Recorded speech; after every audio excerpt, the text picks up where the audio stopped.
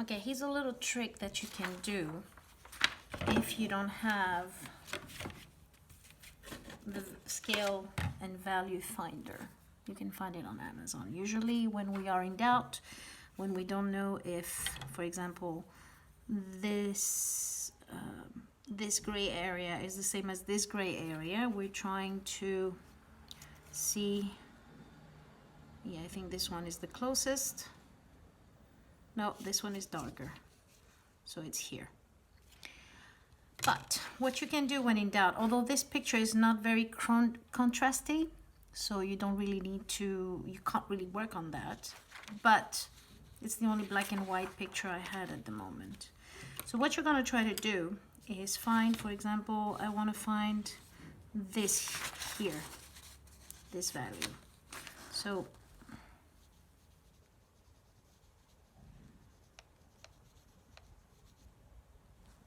I would think that this is quite accurate. This is also erasing it a little bit. So I would say that this is more or less the same value. Now let's try and put this value.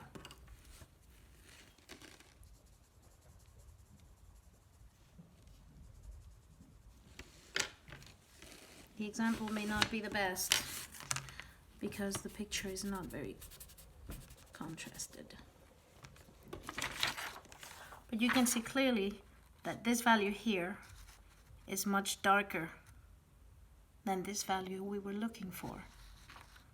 This one is much lighter than this one. And then you can also see that this value here is not exactly the same as the lip value, although it may look the same. So basically, I would suggest that you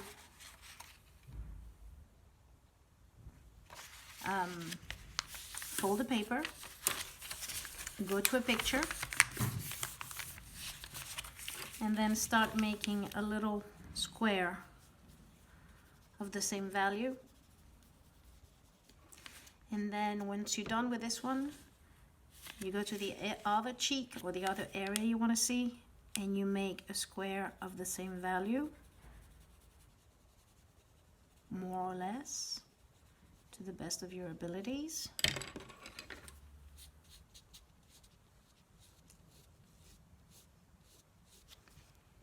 And then you can see clearly the differences of value between this one and this one. So when we do the nose, we think that this value is the same as this one or this one. So you compare, and that's the trick in finding values. And this is why pictures must be very well contrasted and very well lit. This one is not very good. It has some red in it. It's not the best example, but it's all I had for the moment.